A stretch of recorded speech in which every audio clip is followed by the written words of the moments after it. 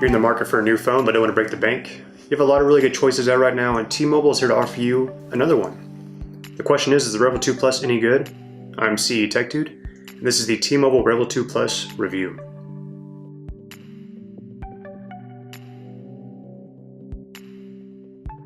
I've been using this phone as my daily driver for over a week now, and I'm here to give you my honest thoughts.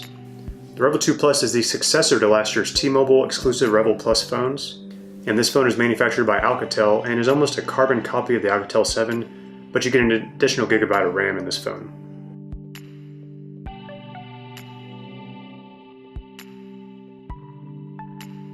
I never used the Revvl line of phones, but I couldn't resist when I saw the Revvl 2 Plus come out. The specs and the design really caught my eye, and not to mention the price. Coming in at a palatable $250 outright, I was excited to order it. But did the excitement continue past the initial impressions?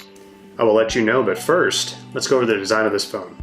I really love the all-black aesthetic of this phone, save for that pink, or should I say magenta, power button, which I actually rather like. It stands out. This phone is smooth plastic on the back, and it does get smudgy after extended use. And the sides of the phone are more of a matte plastic to help with grip, and I didn't have any trouble gripping this phone. You also get a fingerprint sensor on the back, which works well, although mine did start to develop a little bit of a lag between pressing it and getting to the home screen once I had all my apps and settings set up.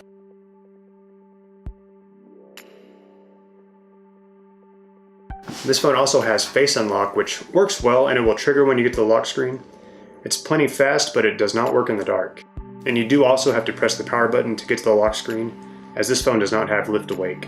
On the side of the phone you have a volume rocker and that textured pink power button. And then continuing on to the top of the phone, you get a headphone jack and something that really surprised and delighted me, an IR blaster. Now to get the IR blaster to work, you will have to download some kind of remote app from the Play Store, since the phone does not come with one installed. I used Pill Universal Remote and it worked really well for me. And I really wish other manufacturers would put IR blasters back in the phone because it's really awesome to have one built in. And another hidden feature of this phone is the built-in FM radio tuner. And again, there's no app installed out of the box to take advantage of this, so you will need to download some kind of app from the App Store, and Next Radio worked well for me. Once you get that set up and installed, you'll get a message saying that your phone is equipped with an FM radio tuner, and you'll be off to the races. Just make sure you have headphones plugged in, or else the FM radio will not work. On the bottom of this phone, you get a USB-C port with fast charging capabilities, and it takes about an hour and a half to fully charge the 4,000 mAh battery with the included power adapter. This phone also has a single down-firing speaker on the bottom, which gets plenty loud, but it won't win any awards for sound quality. But it does do a good job of notifications, which is most important to me. On the left side of the phone, you get your SIM and expandable storage via a SIM/micro SD card slot. And this phone has 32 gigabytes of built-in storage. And it says it will support up to 128 gigabytes of expandable storage, but I had to reformat my SD card to FAT32 to get it to work. So it seems it cannot use the exFAT storage format. And finally, moving to the front of the phone is where you'll find my absolute favorite part of this phone, that screen. The 6-inch Full HD Plus screen on this phone is beautiful, and I really have no complaints about it. It's an IPS LCD display and it has 402 pixels per inch. It carries the same 18:9 aspect ratio that most phones have lately, and it gets super bright, making it for easy readability outdoors. And it also gets plenty dim for when you need it to. Colors look bright and crisp, and watching movies and really doing anything on the phone is a pleasure thanks to that beautiful display. But of course, a big beautiful display is nothing without a battery to back it, and this phone has it. With its 4,000 mAh battery, you'll be able to watch, read, and browse to your heart's content, and have juice to spare at the end of the day.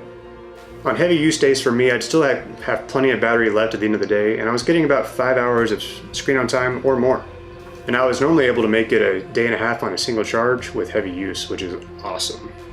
On a side note, this was with intelligent power saving enabled, and when I disabled that, since I really had no idea what it did, I was getting worse battery life, so I'd recommend leaving that enabled.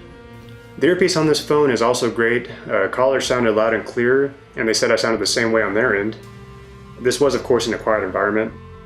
When there was a lot of ambient noise around, I had a hard time hearing the caller. And the speakerphone was also decent and gets loud enough. Again, though, if you have a lot of ambient noise around, it'll be a little hard to hear. Signal strength on this phone was also really good, and this does have band 71 for access to the 600 MHz wireless spectrum. Next to the earpiece, you'll find a notification LED and an 8 megapixel front-facing camera that has an LED flash, which is pretty cool. And the Revvl 2 Plus also claims IP52 certification, meaning you can splash it with water. And I did not test that, but I guess we'll have to take their word for it. Now I know what you're thinking. So far this phone sounds amazing. Well, let's continue. Let me tell you what this phone lacks. This phone does not have NFC, and this may not be a big deal, but I just want to let you know that it's not included in the phone and you won't be able to use any contactless payment methods. It also does not have wireless charging. Again, not a big deal, but I just want to let you know.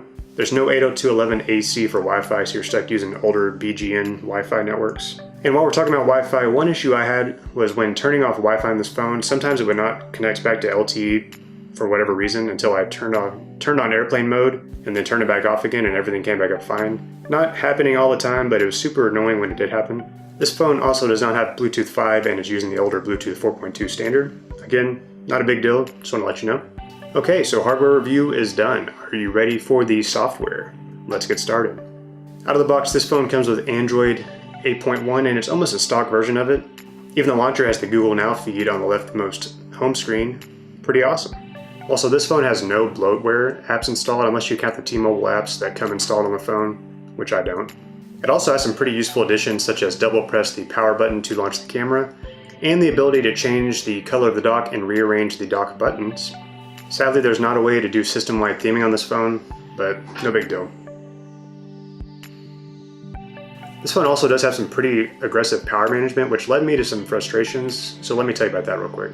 If you head over to the settings and then the smart manager, you can adjust which apps you want to apply auto start to. By default, most apps are restricted, but I recommend turning off apps that you want to be able to update frequently. I had some widgets that wouldn't update until I either relaunched them or turned off this power optimization, which was pretty annoying.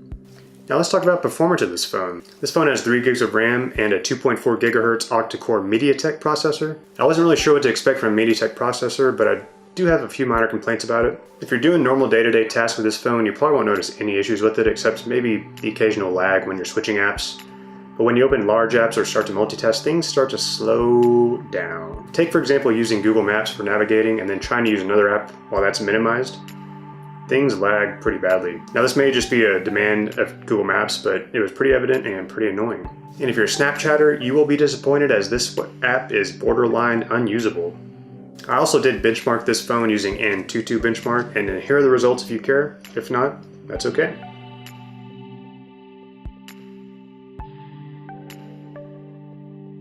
Gaming on this phone actually works very well, and I tested several games that all ran perfectly, such as Super Mario Run, Sonic, and PUBG.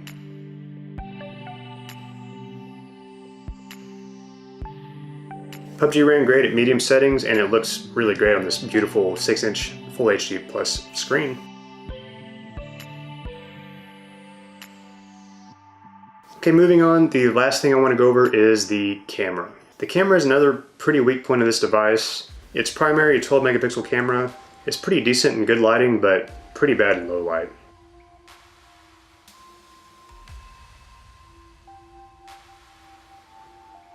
The camera also has HDR mode that improves things a bit, but overall I'd say the camera is not very great. A quick annoyance is that the camera app would not save the settings I chose for turning on HDR or turning flash from automatic to off, and every time I reopen the camera I'd have to adjust the settings again to my liking. Kind of weird, kind of annoying. And it's not super obvious where the settings are for the camera, but if you open the camera app and hit the circle icon with 4 dots in it, you can get to the settings from there.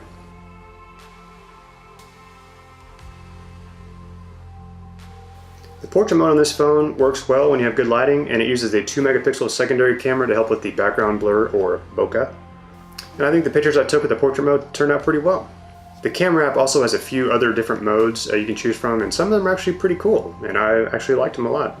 I really like the social mode, which allows you to take a single picture and then review and share from the bottom half of the screen. Or you can take 4 photos together that stitch together in a collage. And you can also do a photo booth mode where it takes 4 pics in quick succession, photo booth style. Pretty cool. Video recording is basically the same story as the photo mode.